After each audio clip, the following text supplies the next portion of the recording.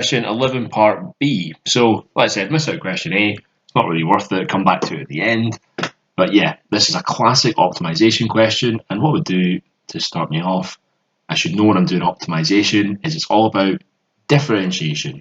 We're differentiating our function in order that we can find the turning point of our equation. Okay, so at the top, I'm just going to, hopefully my computer catches up again. There we go. Yeah, so we're going to do my equations. So I'm going to write my equations in two ways. I'm going to write them in the nice way that I can substitute numbers into. And I'm also going to write it in a way where I can differentiate it. So over here, I'm going to have a is equal to 16x squared plus 4000 x to the negative 1. Then I'm going to differentiate, because when we do the optimization, it's all about differentiation. So 32x take away 4000 x to the negative 2. I'm just going to write that nice over here.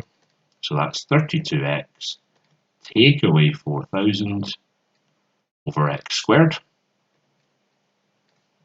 And I'm going to double differentiate it so I can get the nature. We'll come on to that later on. So that's 32 plus 8000 x to the negative 3. So double differentiate, let's write that nice. 32 plus 8000 over x cubed. And the next bit is to look at the turning point. Okay, so the stationary point. I know that my stationary point, for a stationary point, the differential is equal to 0. The gradient is equal to 0. So I'm going to take my equation and I'm going to use the nice form of it just now. So I'm going to say that a dashed, I'm not going to say a dashed, well, I'll write it down here. I'll say a dashed is equal to 32x take away 4000 over x squared. So then I know that the 0 is equal to 32x take away 4000 over x squared. And I'll add that onto this side, or both sides, to make it easier to work with. And at this point, it does look a lot nicer. Okay, I think this scares a lot of people. It's a very similar equation each time, so don't stress. Okay, don't stress. If you can solve this, this is how most of them turn out. So that's x cubed. So I'll divide both sides by 32. So 4000 divided by 32 is 125. So 125 is x cubed, which means that x is going to come out as 5. Fantastic. Now at this point, you might maybe you get 25 as x squared, and you get x is 5 and x is negative 5, right? You might end up with more than one answer, and that's where we have to do the next bit. So in this case, it's obvious that I've only got one answer, but even with one answer, I'm going to check the nature. And if you have two answers, you check the nature for both and decide which one is your max and which one is your minimum. And for us to do the nature, this is where I use my double differential. So I'm going to say that a double dash, now that is greater than 0 for a minimum turning point, and it comes out as less than 0 for a maximum turning point. Turning point in there. Okay. And that's because I always think it's a bit like your x squared. Positive x squared, so an x squared greater than 0, you shape like this. X squared less than 0, shape like that. That's how I remember it. Okay. So we're going to substitute in our value of 5. So I'm going to say a double dashed is equal to 32 plus 8000 divided by 5 cubed. Now that is clearly going to come out as a number bigger than 0, so a double dashed is greater than 0, therefore it's a minimum turning point. Fantastic.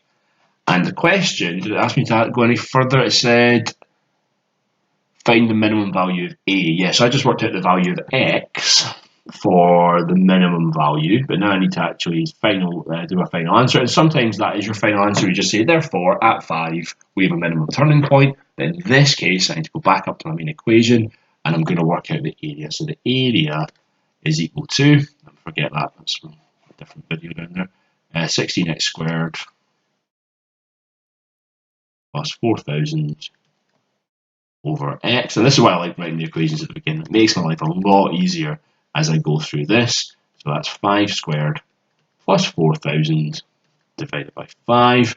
So 5 times 5 times 16. So that's 400 plus 800, so 1,200 centimeters squared. And that's your final answer. So look, not an easy question by any stretch. There's a few twists and turns in there. You've got to, know the recipe. There's a lot of work in, is my point, but still prescriptive. Okay, so get your equations down, work out the stationary point, figure out if the nature is max or min, whatever the question's asking. I do that with a double derivative. Some people do it with the nature tables, but you can see how this is actually quite easy. You wouldn't be able to use this if you had a really complicated function you couldn't double differentiate, but that doesn't come up that often. And then give your final answer. So maybe it just says what is the value of x that maximizes or minimizes it, and then you would say, oh, well, it's 5, gives you the minimum value. But here, it wanted you to go a bit further and actually then sub it back into the original equation and state that minimum area. So yeah, a great question to do. Just take your time. And this rearrange comes up it's very similar each time where you're moving this term over and then you're multiplying. Okay, so I think initially when you see this, quite a tough bit of rearranging, but that same kind of format, if you look at the past papers, comes up a lot. So if you know how to solve this one, that will be very similar to other questions, I'm sure. Okay, so yeah, I hope that's helpful. Question 11, optimization. Definitely, make sure you've got your headings and your thought process for that. But you see something about minimizing, maximizing, you should be thinking differentiation. And let's just quickly check the marking scheme. Actually, there was a mark for just writing this. I'll tick for that. I'll just quickly go through that actually, just to show you how easy some of the marks come. And then there was a mark for the differentiation here, and then there's a mark for putting that equal to 0 as well. So that's pretty good. Even before you solve this, there's half the marks available just for doing some differentiating and putting equal to 0. That's brilliant, isn't it? And then working out the 5 was a point and getting the nature and the final answer. So look at that, 3 marks for this bit. Say you couldn't solve for x, you could just put in any value you like, and then follow through, say, well, what if x was whatever? I think you might still get the marks for that, I'm not sure. But yeah, point is, you see an optimization, minimum, maximum, you think differentiation, you think put it equal to 0, and right away you've walked away with 3 marks. Not bad at all, just for doing differentiating, put it equal to 0, and saying that your stationary point occurs, so excellent potential for points if you're making sure you're writing it nice and neat. Okay, so I hope that was helpful.